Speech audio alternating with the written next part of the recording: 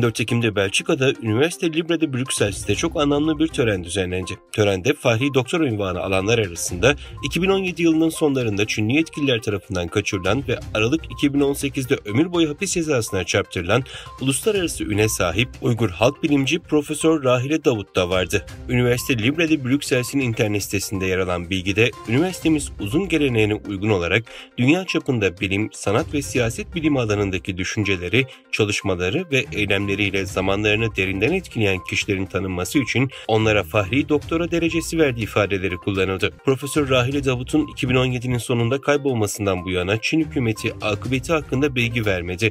Haziran 2021'de Özgür Asya Radyosu cezasını hapiste çektiğini doğruladı. ABD ve Batı'da bazı ülkelerde Çin'den yapılan ithalatta Uygur zorunlu çalıştırmayı kapsayan ürünlerin yasaklanması yasal kapsama alındı.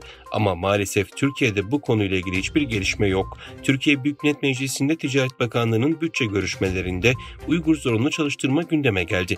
İYİ Parti İstanbul Milletvekili Ersin Beyaz, Plan Bütçe Komisyonu toplantısında Ticaret Bakanı Ömer Bolat'a Çin'den ithal edilen ürünlerde Uygur Türklerinin zorunlu çalıştırılması ile ilgili bir çalışma olup olmadığını sordu. Ticaret Bakanı Ömer Bolat'a sorulan soruda Uygur Türkleri ve Uygur zorunlu çalıştırma ile ilgili soruya cevap vermedi. Çin işgali altında bulunan Doğu Türkistan'da Çin Komünist Partisi rejimi başta Uygurlar olmak üzere Müslüman Türk halklarına karşı soykırım yapmakla suçlanıyor. Kırgızistan Cumhurbaşkanı Sadır Japarov, 2. Halk Kurultayı'nda Kırgızistanlılardan ulusal bayrağı değiştirme fikrini desteklemelerini istedi. Japarov konuşmasını Nursultan Nazarbayev başkentin Astana'ya taşınmasını önerdiğinde birçok Kazak milletvekili buna karşı çıktı. Onlardan doğum günü hediyesi olarak anlaşmalarını istedi. Şimdi bakın Astana ne hale geldi. Başkente dayanamıyorum. En azından bayrağı değiştirmemde bana destek olun. Rengi değiştirmiyoruz. Sadece küçük ayarlamalar var. Beni destekliyor musunuz? Teşekkür ederim diyerek bitirdi.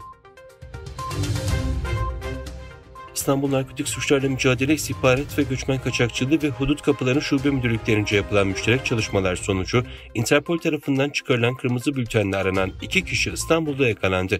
İçişleri Bakanı Ali Yerlikaya, Interpol tarafından kırmızı bültenle aranan ve Belçika'da ülke genelinde uyuşturucu dağıtımını organize eden İngiliz örgüt elebaşının İstanbul Büyükçekmece'de kırmızı bültenle Vietnam'da ağır yaralama suçuyla aranan Çin uyruklu bir şüphelinin de İstanbul Bağcılar'da düzenlenen Kafes 20 operasyonlarıyla yakalandıklarını açıkladı.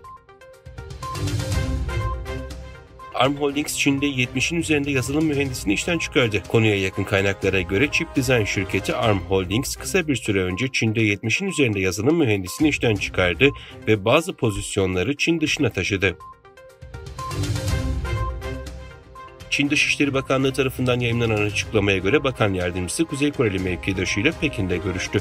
İki ülke arasında stratejik iletişimi ve eşgüdümü güçlendirme konusunda anlaşmaya varıldı. Kuzey Kore'den üst düzey diplomatik heyetin Pekin'de temaslarda bulunduğu bildirildi.